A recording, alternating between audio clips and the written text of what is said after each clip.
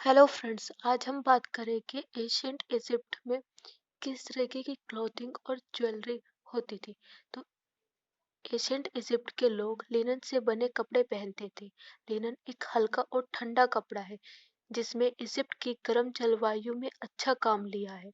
Ancient Egypt के time rich लोग ने फाइन फाइबर मतलब पतले रेशों से बने हुए बहुत मुलायम लिनन के कपड़े पहने हैं, और गरीब लोगों और किसानों ने मोटे रेशों से बने मोटे कपड़े पहने हैं। लिनन का कपड़ा आमतौर पर सफेद और शायद ही कभी दूसरे रंग का होता था। उस समय बहुत कम कपड़े थे जिन पर सिलाई की गई थी, क्योंकि अधिकांश कपड़े चारों ओर लपेटे गए थे और फिर बेल्ट के साथ डेकोरेट किए गए थे। इजिप्ट का स्टाइल पुअर पर्सन और रिच पर्सन दोनों के लिए एक ही था। मेंस ने अपने चारों ओर एक स्कर्ट पहनी थी जो किंट के समान थी। एंशियंट इजिप्ट के हिस्ट्री में स्कर्ट की लंबाई अलग-अलग दिखाई गई है। कभी-कभी यह छोटी होती है तो कभी घुटने के ऊपर होती है। बाद में स्कर्ट लंबा हो गया और टखनों मतलब नियर द एंकल के पास तक चला गया था। महिलाओं ने आमतौर पर चारों तरफ एक लंबी पोशाक पहनी हुई थी जो उनकी एडियों तक जाती थी, और कभी उनके कपड़ों में आस्तीन आपको दिखाई देती थी तो कभी वो नहीं दिखाई देती थी।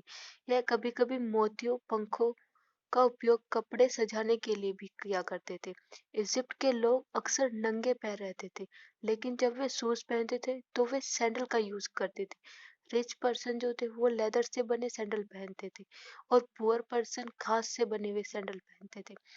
एंशियंट इजिप्ट के टाइम पुरुषों और महिलाओं दोनों ने भारी कंगन, झुमके और हार सहित बहुत सारे गहने पहने हुए थे। ऑर्नामेंट में सबसे फेमस आइटम नेक कॉलर को बताया गया है। नेक कॉलर मोती या गहनों से डेकोरेट किया जाता था।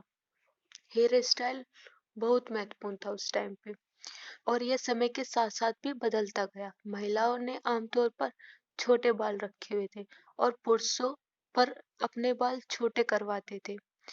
जो पुरुष थे वो आमतौर पर अपने बाल छोटे करवाते थे या फिर अपना सिर मुंडवा देते थे, और ये जो उनका स्टाइल था वो समय के साथ साथ बदलता भी गया था।